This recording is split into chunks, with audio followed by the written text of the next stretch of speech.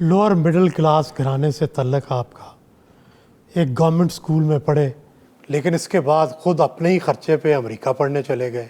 आज पाकिस्तान के सबसे बड़े टैक्स पेयर में शुमार होता है और पार्लियामेंट में सबसे ज़्यादा टैक्स आप देते हैं। इस मकाम तक कैसे पहुँचे?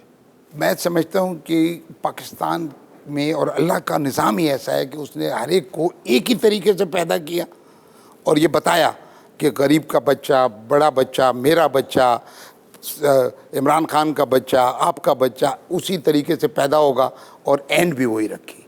सलाहियतें सबको दी।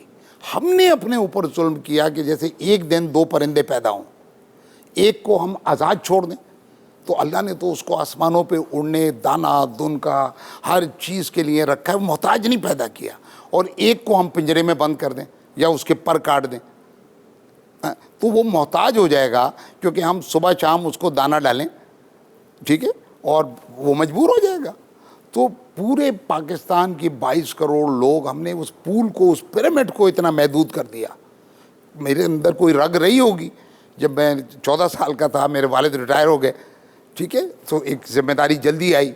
जब मैं 18 साल का था तो मैं कॉलेज की यूनियन के अंदर, जहाँ ना उस वक्त जिस्म पे बोटी थी ना पेट में रोटी थी, लेकिन हम स्टूडेंट यूनियन का इलेक्शन लड़े और जीते।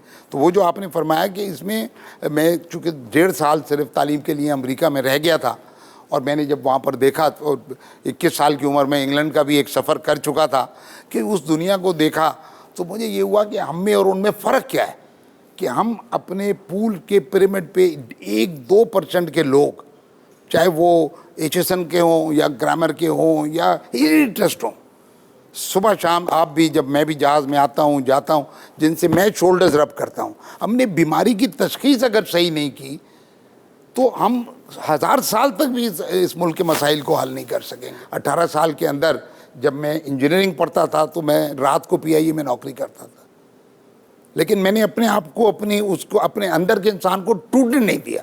मैं क्लर्की करता था, एक फीता, ये जो पिंडी का माल रोड का ऑफिस है, मैं यहाँ पे बैठ के टिकट बनाता था। कामयाबी का असल राज क्या रहा? कौन सी आपके अंदर ऐसी सलाहियत है कि यहाँ तक पहुँच गए? अल्लाह का नज़म है कि कौन कहाँ तक पहुँचेगा और अल्लाह ने किससे काम लेना है। लेकिन जो हमारी कौमी क़यादत, और ये किसी भी मुल्क के अंदर जो तरक्की याफ्ता हुए हैं उसका आप मॉडल उठाइए, और कुछ मॉडल नहीं है। सरकार का काम ये कि हर नौजवान को, हर बच्चे को स्कूल, कॉलेज हो, यूनिवर्सिटी, मौक़े हो, तो मुझे मौक़े मिलते रहे। मैं अगर 1996 की अप्रैल के अंदर चल के कराची से उड़ के और खान साहब के पास शौकत खानम गया था, तो मैं, मकसद खान साहब को वज़ीर आज़म बनाना थोड़ी था, मकसद तो पाकिस्तान के को मुश्किलात से निकालना था।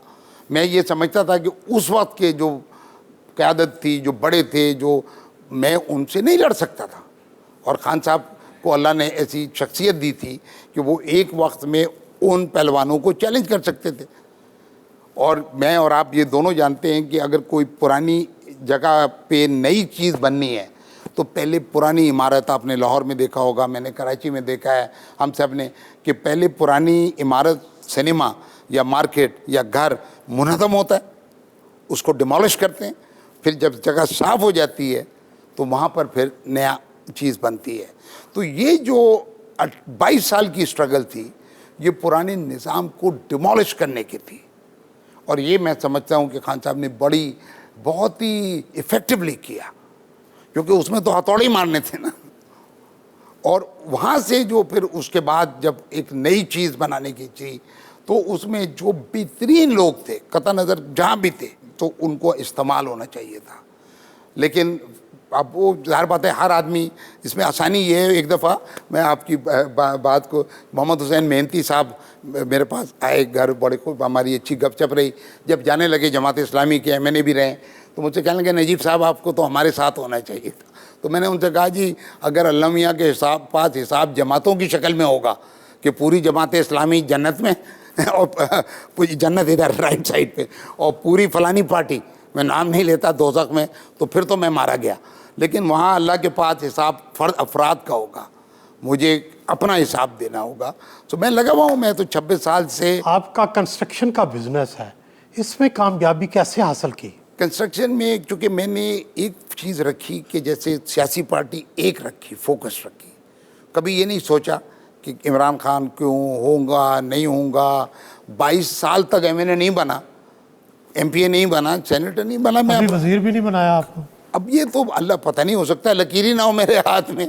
सबसे पुराने आदमी थे आप वो फिर देखें, जब आप किसी टीम में खेलें, किसी टीम में खेलें तो फिर ये आपकी मोहताजी रहती है कि कप्तान जो प्लेइंग 11 बनाएगा, और ये उसका हक है, ठीक है ना, ये उसका हक है और उसका इस्तेकाक है कि अगर उसने मुझे इस काबिल नहीं समझा कि प्लेइंग 11 के अंदर उसने सोचा कि भाई इसको वहाँ स्टैंड में बिठाए रखो, हो सकता है उसका कोई प्लान हो कि जी उसको बाद में लाऊंगा जब मैच ख़त्म हो जाएगा।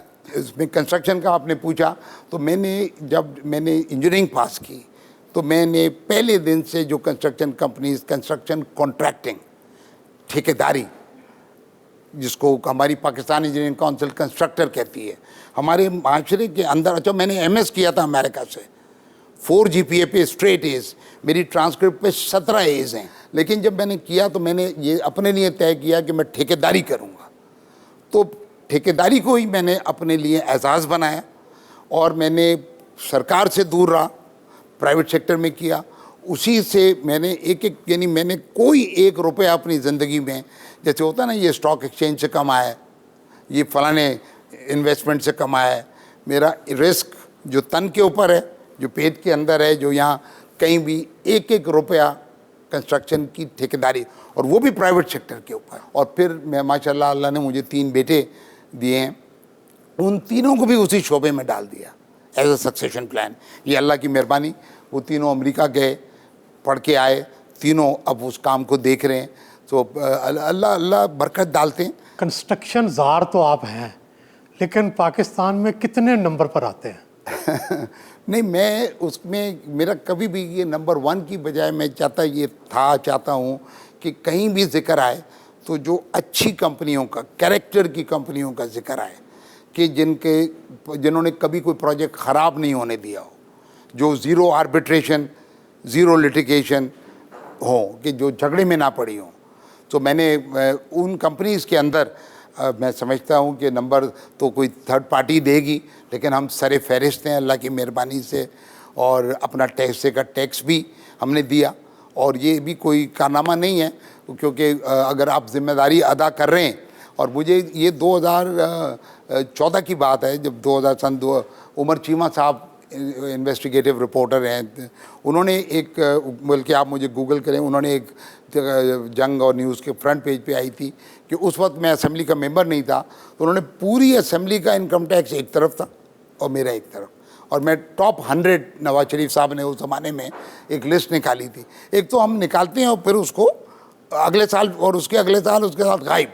फिर इमरान खान साहब जब तशरीफ़ लाए तो इन्होंने टॉप 50 निकाले, तो उसमें मैं 95 नंबर पे था और इसमें मैं 32वें नंबर पे था। मैं पाकिस्तान की तारीख का पहला एमएनए बना कि मैं ना तनख्वाह लूँगा सरकार से, ना अलाउंस लूँगा सेशन का, ना जहाज़ का टिकट लूँगा कराची से आने जाने का, ना इंटरनेशनल 2 दफ़ा मैं गया अपना टिकट दिया, ना पार्लियामेंट्री लॉज जो घर मिलता है सब लेते हैं, ना वो लूँगा, ना मेडिकल, ना। 3 साल 7 महीने बाद 1 टेडी पाई मैंने सरकारी ख़जाने से नहीं दी। बहुत सारे दोस्तों ने कहा कि भाई तुम ऐसा करो कि फलानी चैरिटी को दे दो, शौकत खानम को दे दो, ईदी को दे। मैंने कहा यार इस वक्त सारे अच्छे चल रहे हैं, कस्मा पुरसी में तो पाकिस्तान है।